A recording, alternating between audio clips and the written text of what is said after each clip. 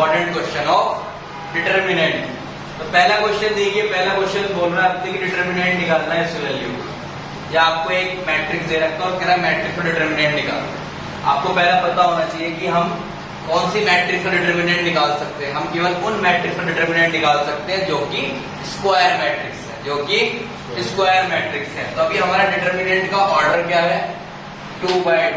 अब 2/2 के डिटर्मिनेंट को कैसे सॉल्व करते हैं? तो देखिए जो पहला एलिमेंट है ये क्या बेटा, a11, और ये एलिमेंट क्या है, a22।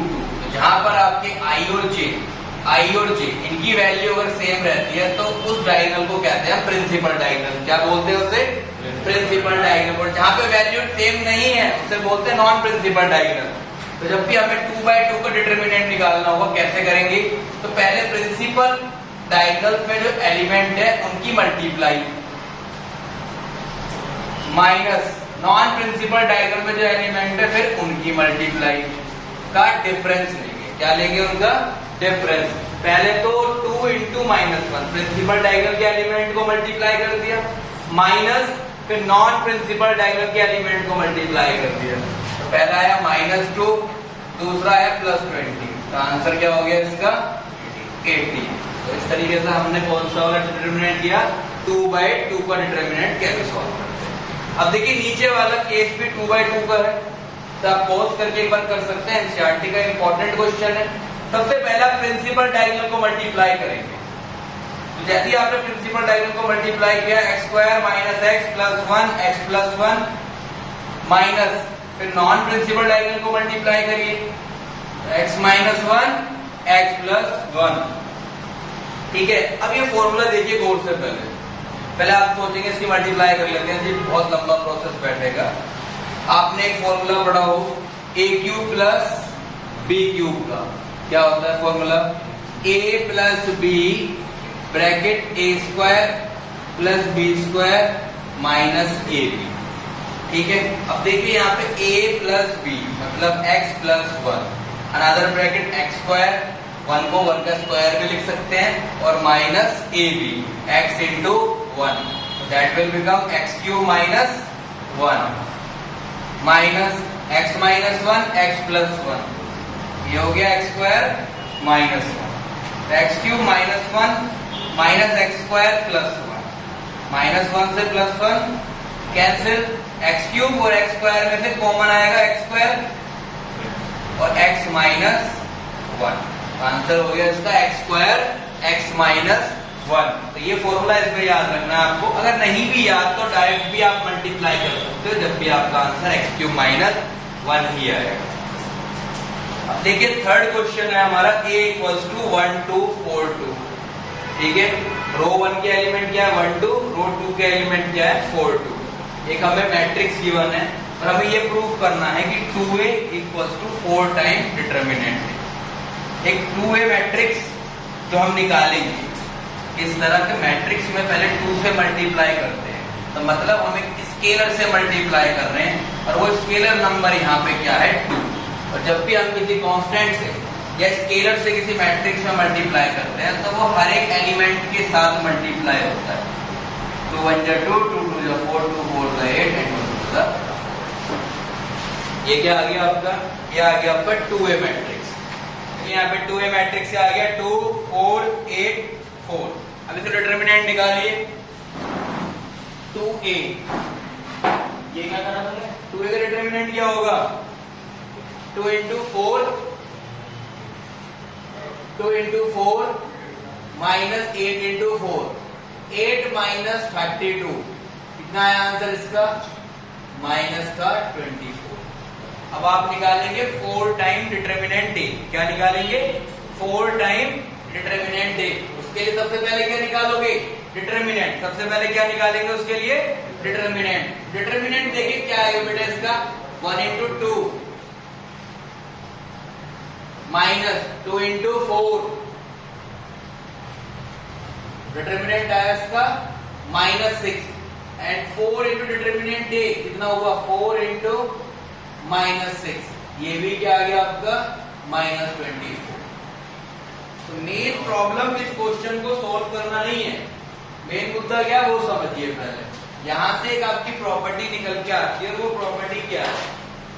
अगर आपको कोई मैट्रिक्स गिवन है ए और उसका ऑर्डर गिवन है, कोई मैट्रिक्स गिवन है ए, उसका ऑर्डर क्या गिवन है आपको 3, और ये मैट्रिक्स कैसी है? स्क्वायर मैट्रिक्स, क्योंकि हम डिटरमिनेंट पढ़ रहे हैं तो सारी मैट्रिक्स कैसी होंगी? स्क्वायर मैट्रिक्स होंगी, क्योंकि हम डिटरमिनेंट पढ़ रहे हैं, सारी मैट्रिक्स कैसी होंगी? Square matrix. ऑर्डर भी क्या दे रखा है इसका? 3 दे रखा है। अब अगर हमारा एक फॉर्मूला है कि अगर हम किसी कांस्टेंट या स्केलर से किसी मैट्रिक्स में मल्टीप्लाई करते हैं, किसी स्केलर से मल्टीप्लाई करके उस मैट्रिक्स में अगर हम उसका डिटरमिनेंट निकालते हैं, तो फॉर्मूला क्या कहता है?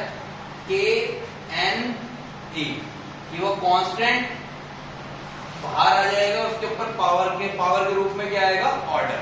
अब ऐसा क्यों होता है ये देखिए, जैसे मान लीजिए आपका A था, तो जैसे हमने इसमें एक मैट्रिक्स 1 2 4 2 लेकर, हमने 1 2 4 2 की मैट्रिक्स लेकर इसमें 2a से मल्टीप्लाई करा, तो ये क्या हो गया? जब हम मल्टीप्लाई करते हैं किसी स्केलर से तो हर एक नंबर में मल्टीप्लाई होता है, 2 4 8 4। पर उसी समय पे जब हम डिटरमिनेंट निकाल रहे होते हैं तो डिटरमिनेंट में से या तो एक कॉलम में से कॉमन आता है या एक रो में से कॉमन आता है। या तो एक कॉलम में से कॉमन आएगा, एक बार में दोनों से कॉमन नहीं ले सकते। मतलब ऐसे आप ले सकते हो एज इफ कि आपने 2 कॉमन यहां से ले लिया, 2 यहां से ले लिया। आप ऐसा नहीं कर सकते कि चारों एलिमेंट में से या सारे एलिमेंट में से एक साथ कॉमन ले लो। किसके अंदर? डिटरमिनेंट के अंदर। तो आप देखिए आपने 2 को ऊपर से कॉमन लिया एक बार और एक बार नीचे से कॉमन लिया, अलग अलग। तो यहाँ क्या बचा आपका 1, यहाँ बचा आपका 2, यहाँ बचा आपका 4 और यहाँ भी क्या बचा 2। अब देखिए आपकी जो मैट्रिक्स थी 1 2 4 2 और यहाँ पे डिटरमिनेंट भी क्या आ गया 1 2 4 2। इसका मतलब 2a इक्वल्स टू, तो यहाँ पे जो आपका 2 था वो 2 बार रिपीट हुआ, क्योंकि मैट्रिक्स का ऑर्डर भी कितना है 2/2। मैट्रिक्स का ऑर्डर कितना है 2/2। तो यहाँ पे आया 2 की पावर 2। तो अभी कंपेयर करें, यहाँ पे k की वैल्यू कितनी है 2, यहाँ k कितना है आपका 2 और n की वैल्यू ये भी 2, यहाँ पे n भी कितना है आपका 2, kn। और जो अंदर है 1 2 4 2 ये क्या है आपका a का डिटरमिनेंट। तो क्या बना यहाँ पे kna। तो हमने लास्ट टाइम किया है कि ka का डिटरमिनेंट इक्वल टू kna। अगर मैं आपसे पूछूं कि मैंने एक मैट्रिक्स ली और मैट्रिक्स का जो डिटरमिनेंट है इसकी वैल्यू हमें दे रखी है 2, डिटरमिनेंट की वैल्यू दे रखी है हमें 2, और हमसे अगर मांगा जाए कि भैया आप ये बता दो कि 2a का डिटरमिनेंट क्या होगा अगर ऑर्डर भी आपको 2 दे रखा है। डिटरमिनेंट की वैल्यू दे रखी है हमें 2 और हमसे पूछ रहा है कि 2a का डिटरमिनेंट क्या होगा। अभी हमने फॉर्मूला किया ka क्या था kna, तो 2n मतलब 2na क्या आ गया ये 4 time determinant a, that is 4 into 2। Answer क्या आ गया यहाँ पे आपका k। तो ऐसे इंपॉर्टेंट क्वेश्चन भी आपसे करवाए जा सकते हैं, ठीक है, ये नोट करिए जल्दी से। इसके बाद हम अगला क्वेश्चन देखते हैं कि 3/3 का डिटरमिनेंट कैसे सॉल्व करते हैं। एक क्वेश्चन ही देखेंगे, उसमें ज्यादा टाइम वेस्ट नहीं करेंगे अपना। Class silent.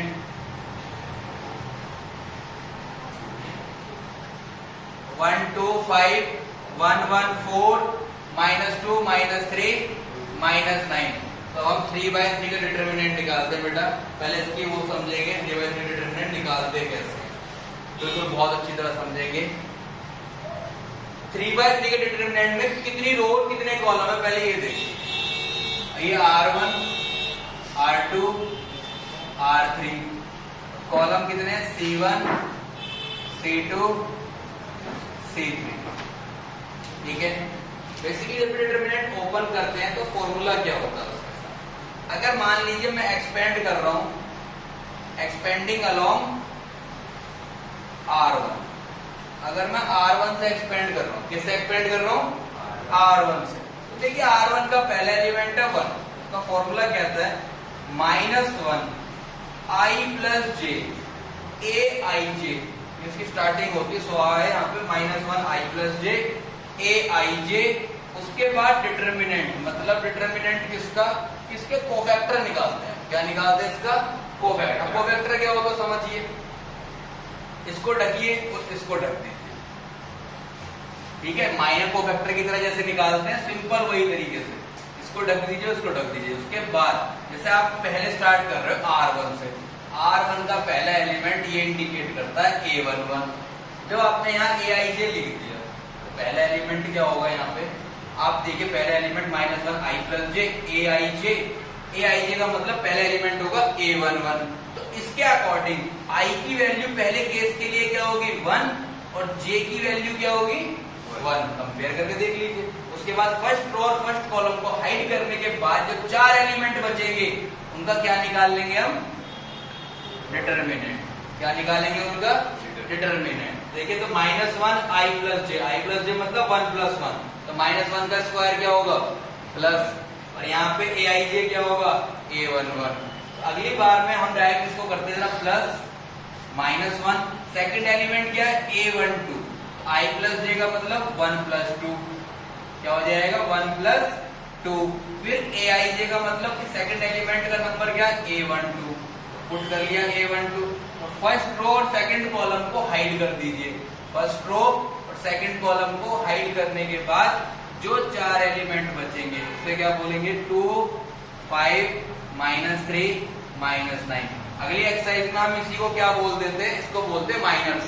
क्या बोलते हैं इनको, माइनर्स। फिर प्लस -1, थर्ड एलिमेंट क्या है इसका A13। तो यहाँ पे I और J की वैल्यू कितनी हो गई 1 + 3, I1 और J 3, एलिमेंट A13। और फर्स्ट रो और थर्ड कॉलम को हाइड करने के बाद जो एलिमेंट बचेंगे वो क्या है 2, 1, 5, 4। क्या है वो एलिमेंट 2, 1, 5, 4। ये सॉल्व करते हैं। तो पहला क्या है हमारा -1 I + j मतलब 2, AIJ A11 वो है 1, और डिटर्मिनेंट को सॉल्व करेंगे तो कितना आएगा -9 + 12। This multiply and subtracting from this multiplication 1 into -9 -9 and minus of -3 into 4 तो +12 plus -1 raised to the power 3, तो यहाँ से ऑड आएगा -1। A12 कितना है, ये भी 1 है, और इसकी मल्टीप्लाई -18 प्लस 15 -18 प्लस 15। नेक्स्ट -1 की पावर 4, तो ये रहेगा बेटा +1। A13 क्या है आपका -2। Now 2 into 4 8 - 5 3।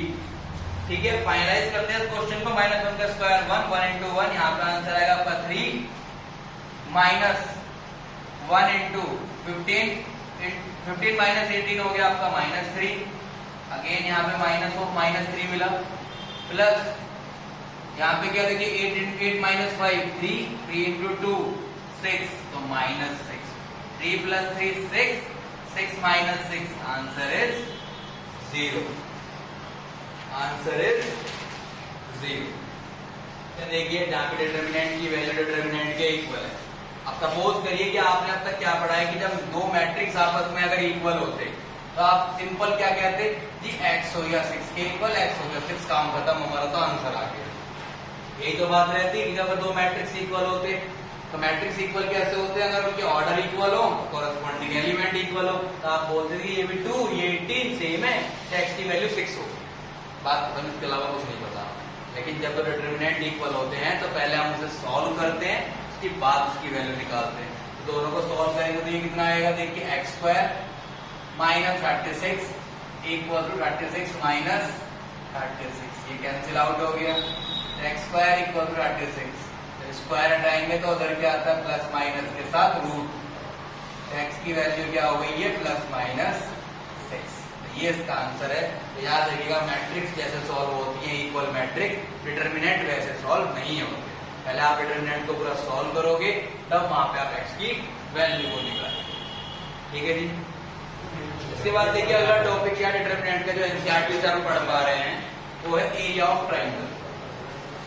क्या है वो टॉपिक, एरिया ऑफ ट्रायंगल। तो पहले एरिया ऑफ ट्राइंगल को जरा रीड कर लेते हैं। एरिया ऑफ ट्राइंगल का फॉर्मूला क्या होता है, किस किस तरह के इसमें क्वेश्चन आते हैं, कैसे कैसे हम इसे सॉल्व करें।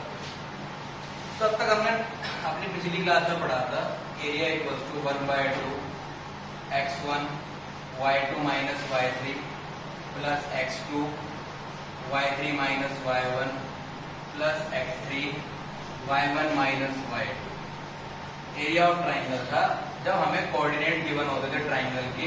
ये तो हो गया ए फॉर एरिया, थोड़ा सा जो बड़ा करके लिख लेंगे बेटा एरिया। और कोई हमें ट्राइंगल एरिया जिसके कोऑर्डिनेट्स हैं P Q R। P है हमारा x1 y1, Q x2 y2 और R है हमारा x3 y3, x3 y3।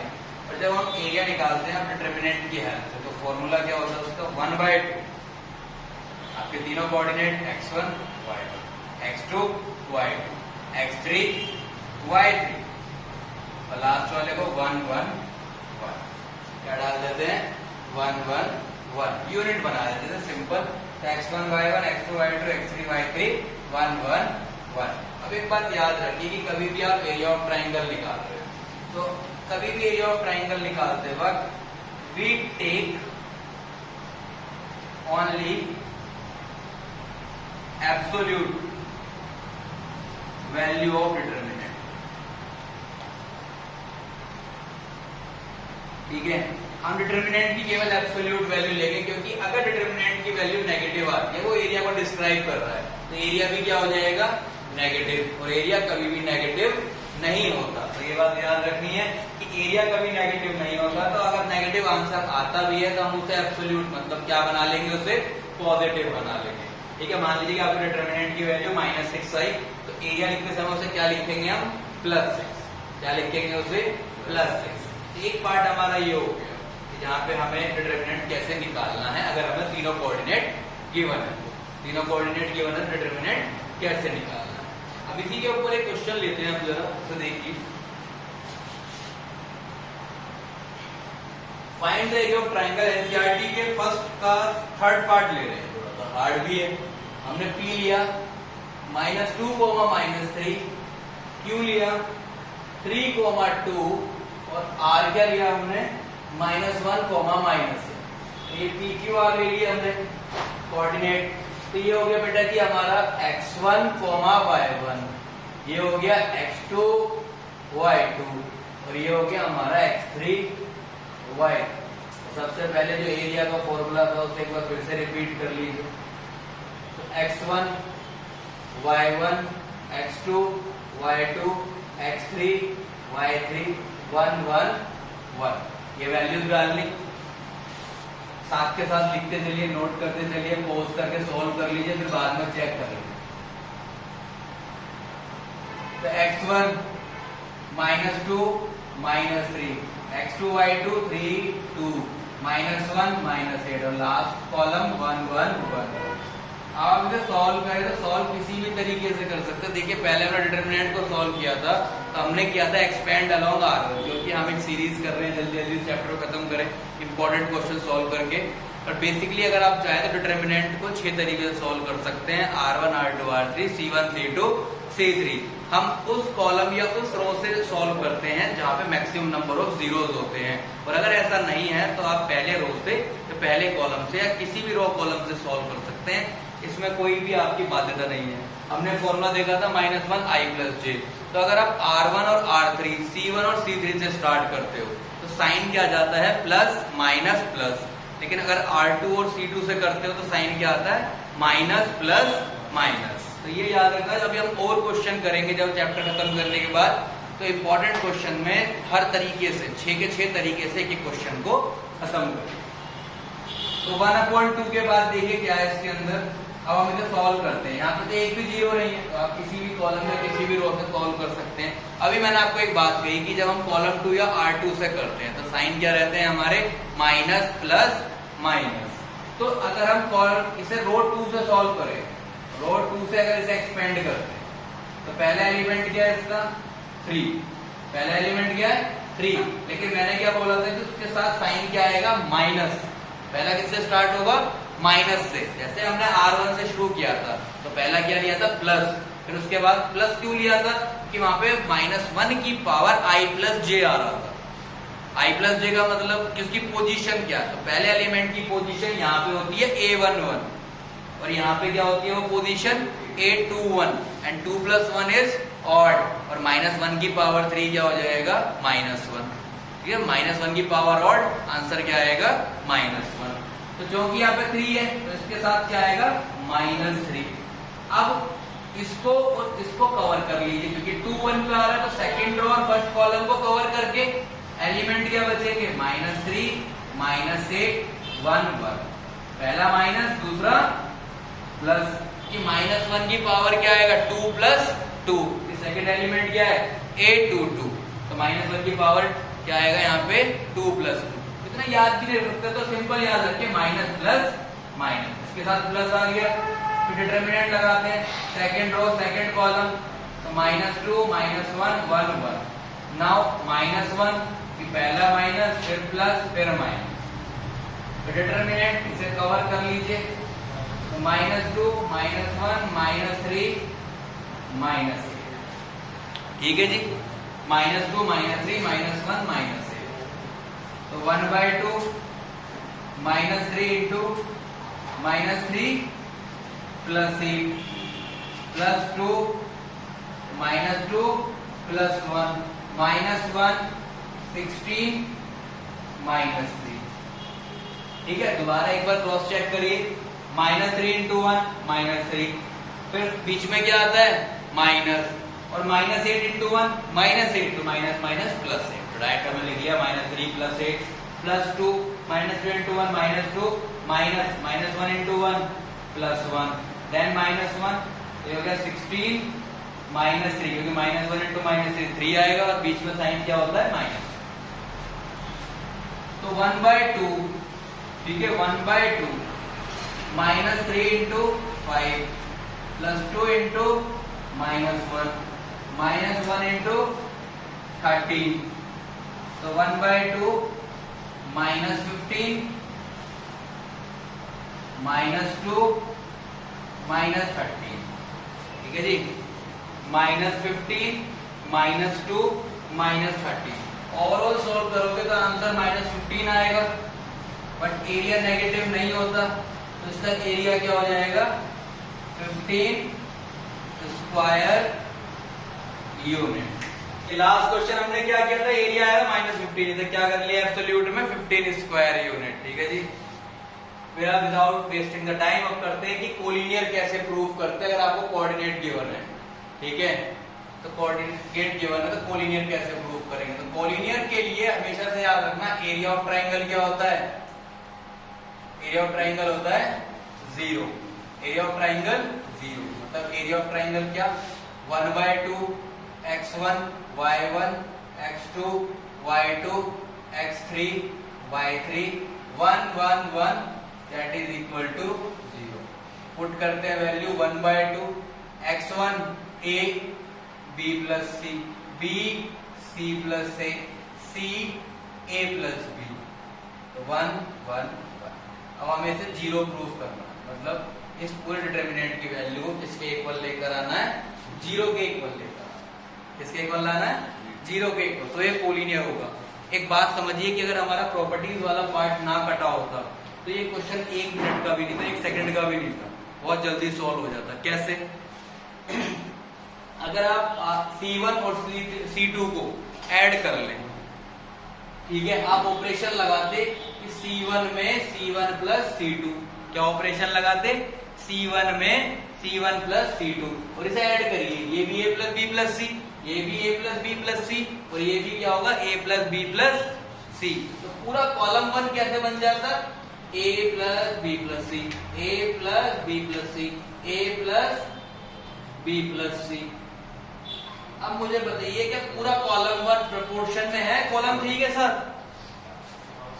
पूरा कॉलम 1 प्रोपोर्शन में है कॉलम 3 के साथ या नहीं है। प्रोपोर्शन का मतलब हर एक एलिमेंट का रेशियो कॉलम 3 के हर एक एलिमेंट के साथ सेम आ रहा है नहीं आ रहा। देखिए इसका रेशियो क्या आएगा A + B + C रेशियो 1, इधर क्या आएगा A + B + C ratio 1, a plus B plus C ratio 1। तो इसका रेशियो कैसा आ रहा है? सेम आ रहा है। इसका मतलब ये प्रोपोर्शनल है। इसका मतलब क्या है? ये अगर दो कॉलम या दो रो प्रोपोर्शनल होते हैं तो उनका डिटरमिनेंट हमेशा 0 होता है। कैसे? देखिए, अगर आप इसे कॉमन ले लें बाहर तो a प्लस बी प्लस सी पूरा बाहर आ जाएगा। यहाँ क्या बचेगा? 1 1 1। उसके बाद एक ऑपरेशन और कि C1 में जो हम ऑपरेशन लगाते हैं इस लिखते हैं कि C1 में ऑपरेशन लगा रहे हैं तो इस तरीके से दिखाएंगे क्या ऑपरेशन है कि C1 के हर एक एलिमेंट को C3 के हर एक कोरेस्पॉन्डिंग एलिमेंट से क्या कर दें? माइनस। तो 1 माइनस 1 0, यहाँ पे भी 0, यहाँ पे भी 0, यहाँ पे भी 0। और जिसका एक कॉलम या एक रो पूरी 0 हो चुकी है तो उसका डिटरमिनेंट तो खुद ही 0 हो जाएगा। उसी से ऑपरेट कर देंगे ना उसी कॉलम से, तो आंसर क्या आएगा उसका? 0। तो ये तो तरीका था पहले का, जब अगर हमारी प्रॉपर्टीज चल जाती। अब प्रॉपर्टीज नहीं चल रही तो डायरेक्ट क्या करेंगे? इसे सॉल्व। क्या करेंगे? इसे एक्सपेंड करेंगे डायरेक्ट। पहला एलिमेंट क्या है? a। हम इसे R1 से कर रहे हैं। किससे कर रहे हैं? तो a अंदर क्या बचा? पहला रो और पहला कॉलम ढक लीजिए। तो एलिमेंट क्या बचे? C plus a plus b 1 1। ठीक है, a हो गया प्लस, पहला प्लस, जब R1 से कर रहे हो तो क्या होगा? पहला प्लस, दूसरा माइनस, तीसरा plus, minus b plus c। Determinant क्या होगा? फर्स्ट रो और सेकंड कॉलम को हाइड कर लीजिए। b c 1 1 b c 1 1। अगर आप देख लीजिएगा बेटा, मैं रब कर रहा हूं। अगर आप इस मेथड से करते हैं इसे बेसिकली ऐसे क्वेश्चन नहीं देगा जहां पे डायलेमा क्रिएट हो। अगला नंबर क्या है? तो पहला प्लस, दूसरा माइनस, तीसरा प्लस। ठीक है, ये होगा B C plus A plus B bracket close 1/2 a। अंदर क्या मिलेगा आपको? c plus A minus B, minus B plus C, B minus C, plus B A plus B square minus C square minus A C. तो 1/2 cancel a by A C minus A B minus ये क्या आएगा? B square minus C square. तो इसे लिखेंगे आप minus B square plus सी square, क्योंकि ये वाला माइनस डिस्ट्रीब्यूट होगा अंदर दोनों के साथ। पहले क्या बनेगा? B square minus C square, जब माइनस मल्टीप्लाई होगा तो माइनस बी स्क्वायर प्लस सी स्क्वायर। तो यहाँ पे क्या आएगा? देखियो, plus B A plus B square minus C square minus A C. तो जी बी स्क्वायर को खत्म कर देगा, ए बी को खत्म कर देगा, सी स्क्वायर को हटा देगा और ए सी को हटा देगा। तो फाइनल आंसर क्या बचा आपका? 0। और ये 0 क्या शो कर रहा है? That the given points, the given vertices of triangles are collinear, and if the given vertices of triangle are collinear, then all the three sides of triangle reside on a single line. इस पर लाई करेंगे, single line पर लाई करेंगे। Question क्या क्या collinear देख लिया। अब हमारा अगला क्वेश्चन क्या है? एरिया ऑफ ट्राइंगल से रिलेटेड कि डिटरमिनेंट को यूज करते हुए हमें लाइन की इक्वेशन निकालनी है। क्या निकालनी है? लाइन की इक्वेशन निकालनी है। अगर इक्वेशन निकालनी हो तो सबसे पहले ये देखो जनरल इक्वेशन ऑफ लाइन क्या होता है? ax plus by plus c equals to 0। It is known as general equation of line. ax plus by plus c equals to 0। तो लाइन की इक्वेशन के लिए आपको जनरली xy पॉइंट जरूर चाहिए। ठीक है, जब आप डिटरमिनेंट में डालोगे, सिंपल पहली बात तो कह रहा लाइन, तो मतलब वो तीसरा पॉइंट क्या होगा? हमने पहला पॉइंट ले लिया 1,2, दूसरा पॉइंट ले लिया 3,6, तीसरा पॉइंट नहीं है हमारे पास तो हम उसे ले लेंगे x, y। अब ये लाइन ऑन लाइन है तो मतलब ये तीनों पॉइंट कैसे हो गए? कोलिनियर, ये एक लाइन पर आ रहे हैं। और कोलिनियर को भी हमने क्या पढ़ा है कि उसका एरिया ऑफ ट्रायंगल क्या होता है? 0। तो एरिया ऑफ ट्रायंगल क्या हो गया इसका? 0। मतलब डिटरमिनेंट की वैल्यू क्या हो गई? 0। एब्सोल्युटली ले ली पहले। तो 1/2 डिटरमिनेंट x1 y1 तो हो गया 1 2, अगले में 3 6, अगला xy और लास्ट का कॉलम 1 1 1 इक्वल टू 0। 1/2। अब डिटरमिनेंट को सॉल्व करते हैं जरा, डायरेक्ट सॉल्व करेंगे जल्दी जल्दी। पहला एलिमेंट लिया 1, इसको हाइड अप कर लीजिए तो 6 माइनस वाई, 6 माइनस वाई। अगला क्या, पहला प्लस और दूसरा क्या है माइनस 2, इसे हाइड अप कर लीजिए तो ये आ गया 3 माइनस एक्स। लास्ट 1 ये प्लस का होगा, इसे हाइड अप करिए तो ये आ गया आपका 3y minus 6x, 3y minus 6x। 1/2 देखिए बेसिकली यहाँ पे 1/2 into multiply of this bracket equals to 0। जैसे कि आप पढ़ते हैं कि ए बी इक्वल्स टू 0, इसका मतलब होता है तो a 0 या b 0 या दोनों 0। अब इसमें आप 1/2 को अगर बोर्ड देखोगे तो 1/2 तो 0 नहीं होता। ये मैं आपसे कहता हूँ कि 2 को उधर भेज दो तो इस कंफ्यूजन में है ना, 1/2 0 नहीं होता तो सेकंड रूट 0 होगा। 6 माइनस वाई, 2 3 जा minus 6, minus minus plus X plus 3y minus 6x equal to 0। 6 से 6 गया, यहाँ पे आ गया minus Y plus 3y plus x minus 6x। देखिए यहाँ पे 6 माइनस वाई, 3 2 जा 6 माइनस 6 माइनस माइनस प्लस और 2 इंटू एक्स, यहाँ पे x लिखा था बेटा, यहाँ पे 2 की मल्टीप्लाई कर लीजिए 3y माइनस 6x। 6 से 6 माइनस हो गया, यहाँ बचा माइनस वाई, ये plus 3y plus 2x minus 6, तो 2y minus 4x equals to 0, 2y equals to 4x और y equals to 2x is the equation of line. और लाइन की इक्वेशन की तरह लिखेंगे तो लिखेंगे 2x minus y is equal to 0। ये क्वेश्चन काफी इंपॉर्टेंट था, जहाँ पे आ गया आपका 2x minus y is equal to 0 the equation of line. और लाइन की बात आ रही है तो तीसरे पॉइंट को हमें खुद लेट करना है x, y, क्योंकि आप लाइन की इक्वेशन निकाल रहे हो तो डिटरमिनेंट के अकॉर्डिंग ये क्या हो जाएगा, area of triangle 0 because they are collinear.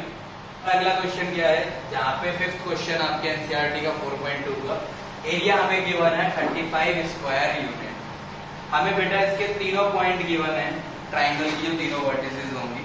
कभी भी अगर हमें एरिया डायरेक्ट गिवन है तो एरिया को डिटरमिनेंट में रखते हुए या यहाँ पर रखते हुए एरिया कभी भी आपको देगा तो पॉजिटिव ही देगा। एरिया कभी भी ये कह के नहीं देगा कि एरिया -35 है, तो एरिया क्या दे रखा आपको 35। लेकिन जब डिटरमिनेंट में पुट करोगे तो पॉसिबिलिटी ये हो सकती है, क्या पता उसका डिटरमिनेंट -35 आया हो, क्योंकि यहाँ से भी एरिया ही आ रहा है, ये फॉर्मूला एरिया का है कि अगर एरिया -35 आया होगा तब भी आपने क्या रखा होगा, उसे प्लस ही रखा होगा, और जब +35 होगा तो आप रखोगे प्लस में। तो जब आप उसे डिटरमिनेंट के सामने पुट करते हो तो उसके दोनों पॉसिबिलिटीज चेक करते हैं कि प्लस भी हो सकता है और माइनस भी हो सकता है 35। उसके बाद हमने डिटरमिनेंट को सॉल्व किया, या आपको खुद करना है, यहाँ से मैच कर लेंगे बाद में, +-35 पूरा सॉल्व करने के बाद दो वैल्यू हमारे आते हैं। 2 को मल्टीप्लाई करना मत भूलिएगा, यही सबसे बड़ी गलती होती है यहाँ पे कि हम इस 2 को भूल जाते हैं। फिर देखिए 50 माइनस 10 के इक्वल टू +-70, तो एक बार इसे +70 और एक बार इसे रखेंगे -70। तो पहले आ रहा है -2 और दूसरे पे आ रहा है 12। तो k की दो पॉसिबल वैल्यूज है -2, -2, बेटा इसे नोट कर लीजिए। इसके बाद हमारा टॉपिक है माइनर कोफैक्टर्स। ठीक है, इसके बाद देखिए अभी हमने 2 एक्सरसाइज खत्म किए हैं, तीसरी एक्सरसाइज का हम थोड़ा सा इंट्रो लेंगे क्योंकि उसका मेनली यूज 4th एक्सरसाइज में है। तो यहाँ पे हम पढ़ेंगे माइनर्स एंड कोफैक्टर्स। अब पहली बात ये जान लीजिए माइनर्स क्या होते हैं। इंग्लिश में डेफिनेशन तो आपने पढ़ी होगी, after deleting I row and J column the determinant left with are minors. ये आपने पढ़ ली होगी अपनी छोटी सी डेफिनेशन। तो अब देखिए इसका मतलब क्या कि अगर आप आई रो और जे कॉलम को डिलीट कर दें, सपोज दैट कि आप इस एलिमेंट का माइनर निकाल रहे हो A11 का, तो फर्स्ट रो और फर्स्ट कॉलम को डिलीट कर दीजिए। उसके बाद जो एलिमेंट्स बचेंगे उनके डिटरमिनेंट को बोलते हैं A11 का माइनर। किसका माइनर हो गया वो A11 का। ठीक है जी, आते हैं जितना माइनर निकालना सीखते हैं, या हमें माइनर ही सीखा होता है। हमने बोला M11 is the minor of the first element A11 by hiding the first row and first column। ठीक है, पहले रो और पहले कॉलम को कर लो हाइड, उसके बाद बचेंगे 4 एलिमेंट। जैसे पहले रो को और पहले कॉलम को हाइड करने के बाद 4 एलिमेंट क्या बचे 0 1 2 3, 0 1 2 3। नाउ M12 पॉज करके कर सकते हैं और फिर बाद में चेक कर लीजिएगा कि आपने सही निकाला है नहीं। सेकंड एलिमेंट का अगर आप माइनर निकालोगे तो क्या आएगा, तो सेकंड कॉलम और फर्स्ट रो और सेकंड कॉलम को डिलीट कर दीजिए। इसके बाद जो एलिमेंट बचे उसका क्या निकाल लेंगे हम, डिटरमिनेंट, तो वो माइनर हो जाएगा m1। माइनर निकालते हैं एलिमेंट के लिए। समझिए कि अगर आपका माइनर, अगर आपकी कोई भी डिटरमिनेंट, कोई भी मैट्रिक्स अगर आपका डिटरमिनेंट गिवन है और उसका ऑर्डर 2 या 2 से बड़ा है, अगर उसका ऑर्डर 2/2 है, 3/3 है, 4/4 है, तो माइनर का ऑर्डर हमेशा उससे कम होता है। ये क्वेश्चन पूछ भी सकता है आपसे कि अगर आपके डिटरमिनेंट का ऑर्डर 3 है या मैट्रिक्स का ऑर्डर 3 है तो उसका डिटरमिनेंट का ऑर्डर क्या होगा, वो तो सेम रहेगा, तो आपको ही पता है कि डिटरमिनेंट का ऑर्डर अगर 3 दे रखा है तो माइनर का ऑर्डर क्या रहेगा, तो माइनर का ऑर्डर हमेशा उसमें से 1 माइनस कर देंगे, तो कितना आएगा, 2 आएगा। माइनर का ऑर्डर कितना आएगा जी, 2 आएगा। उसके बाद निकालते हैं हम इसमें से M13। जब हम इसमें से M13 निकालेंगे तो A13 के लिए निकाल रहे हैं, तो ठीक है, इससे और इससे डिलीट कर देंगे फर्स्ट रो और थर्ड कॉलम को। उसके बाद बता 2 0 1 2, ठीक है, ये आ गया आपका M1 M11 M12 M13। इसके बाद निकालिए M21, फास्ट करेंगे थोड़ा सा।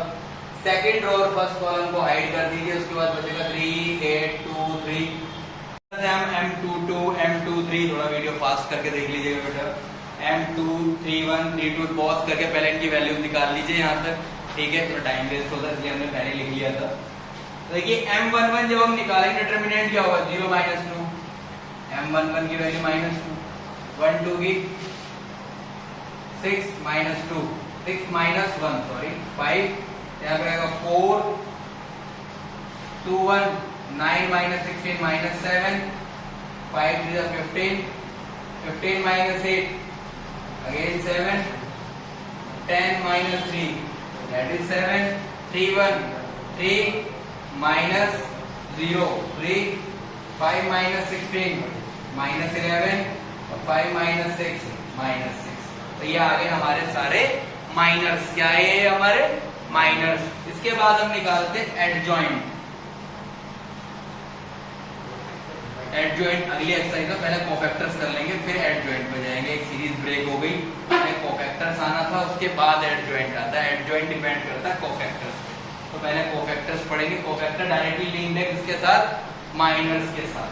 कोफैक्टर को डिनोट आप C11 से भी कर सकते हो या कैपिटल A से भी कर सकते हो, आपकी मर्जी है। जैसे C11 की जगह कैपिटल में क्या लिखेंगे, कैपिटल A11, तो ये हो गया C11 C12 C13 C21 C22 C23 C31 C32 C33। लेकिन एक बात याद रखिए, कोफैक्टर निकालने के लिए भी सबसे पहले आपको क्या निकालना होगा, माइनर्स निकालने होंगे।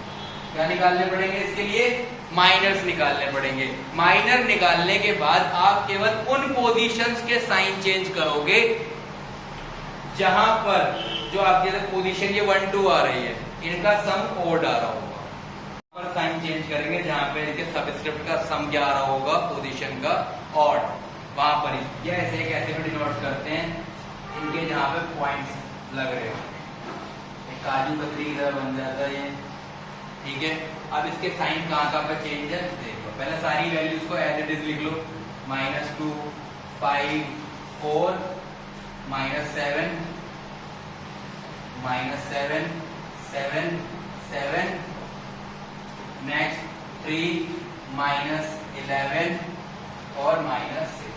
तो साइन कहां पर चेंज होगा, जहां पे पॉइंट कर रहा है। जैसे +5 था, ये क्या हो जाएगा -5, ये हो गया हमारा -7, ये हो जाएगा हमारा +7 और ये हो जाएगा +11। तो ये 4 पॉइंट हमने चेंज कर दिए, हमारे आगे कोफैक्टर्स। अब कोफैक्टर्स की हेल्प से हम क्या क्या निकाल सकते हैं ये देखिए। तो देखिए हमने अभी कोफैक्टर्स पढ़ा था। कोफैक्टर्स के बाद सिंपली आपको 2 रूल याद रखने हैं कि कोफैक्टर्स की हेल्प से आप डिटरमिनेंट कैसे निकालते हैं। तो आप एक बात को ध्यान रखिए, अगर सेम रो के एलिमेंट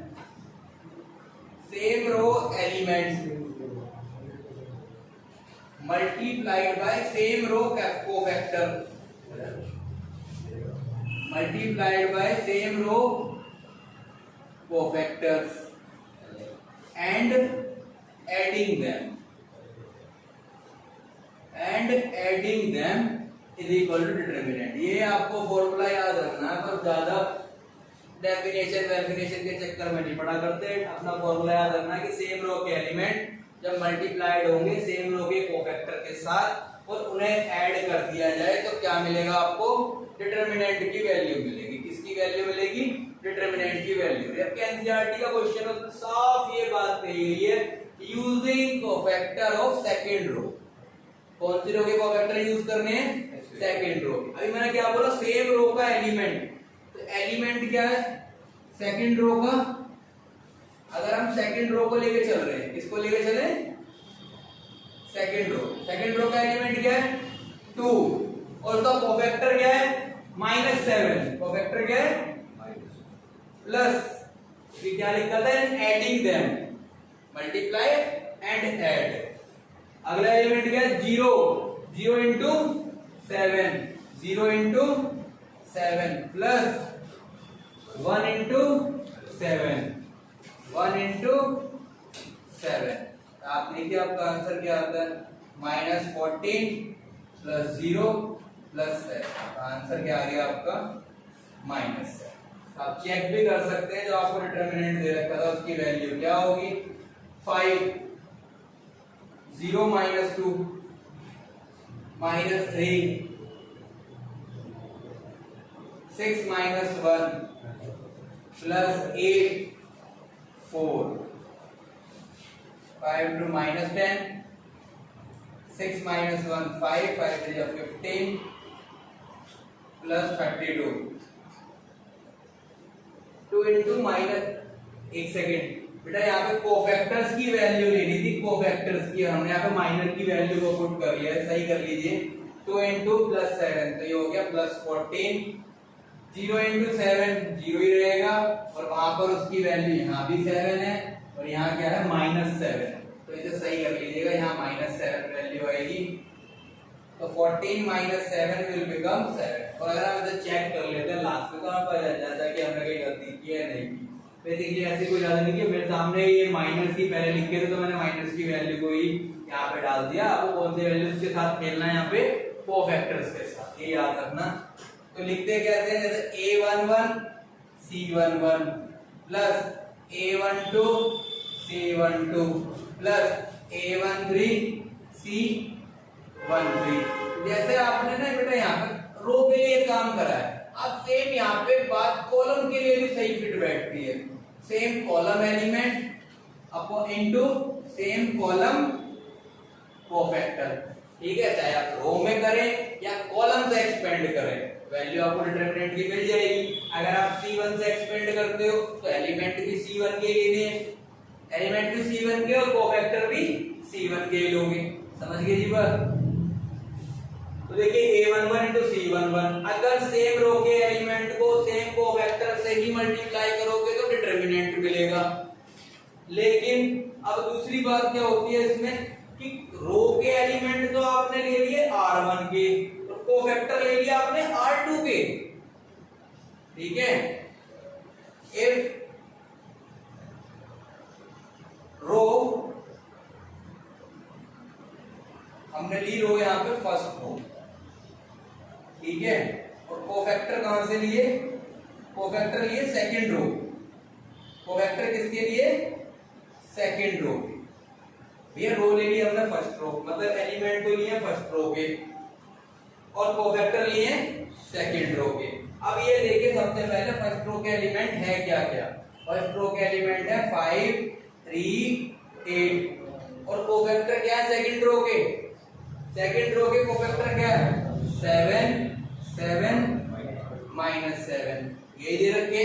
अगर हम इन्हें मल्टीप्लाई करके ऐड करते हैं तो 5 into 7 से बोलेंगे क्या कि हमने फर्स्ट रो के एलिमेंट लिए तो A11 कोफैक्टर लिए सेकंड के तो 21, A12 C22, A13 C23। अब इसकी वैल्यू किसके इक्वल आएगी? देखिए 5 into 7 plus A12 3 into 7 plus 8 into -7, 35 plus 21 -56। Answer क्या है इसका 0। तो बेटा याद रखिएगा, कभी भी अगर एक रो या एक कॉलम के एलिमेंट को आप उठा रहे हो, किसी भी रो को ले लीजिए, किसी भी कॉलम को ले लीजिए, और कोफैक्टर आप उससे किसी डिफरेंट का ले रहे हो, कोफैक्टर कहां से ले रहे हो? कोफैक्टर या तो अगर मान लीजिए आपने रो 1 लिया है तो कोफैक्टर आपने सेकंड रो के ले लिए, मान लीजिए आपने कॉलम 1 के एलिमेंट लिए तो कोफैक्टर आपने सेकंड कॉलम के लिए, सेकंड कॉलम या थर्ड कॉलम के किसी के ले लिए। अगर कोफैक्टर और जिससे आप एलिमेंट उठा रहे हो वो कोरस्पॉन्डिंग नहीं है, कोरस्पॉन्डिंग का मतलब कि फर्स्ट रो ये फर्स्ट रो से है, ये सेकंड रो से है। कोरस्पॉन्डिंग का मतलब क्या होता है कि एलिमेंट भी फर्स्ट रो के हो और कोफैक्टर भी फर्स्ट रो के हो। अगर ऐसा नहीं है, अगर वो दोनों डिफरेंट हैं और उनकी मल्टीप्लाई करके आप ऐड करते हो तो हमेशा आंसर आपका 0 आएगा। तो बेटा ये था आपका माइनर एंड कोफैक्टर। इसके बाद हम अगली क्लास में करेंगे एडजॉइंट, इनवर्स और हमारा मैट्रिक्स मेथड। तो 2 या 3 क्लास का हमारा ये टॉपिक हो रहता है। उसके बाद हम इसको बेसिक इसका खत्म करके कुछ इसमें एडवांस लेवल के और अच्छे क्वेश्चन करेंगे। ठीक है, थैंक यू क्लास।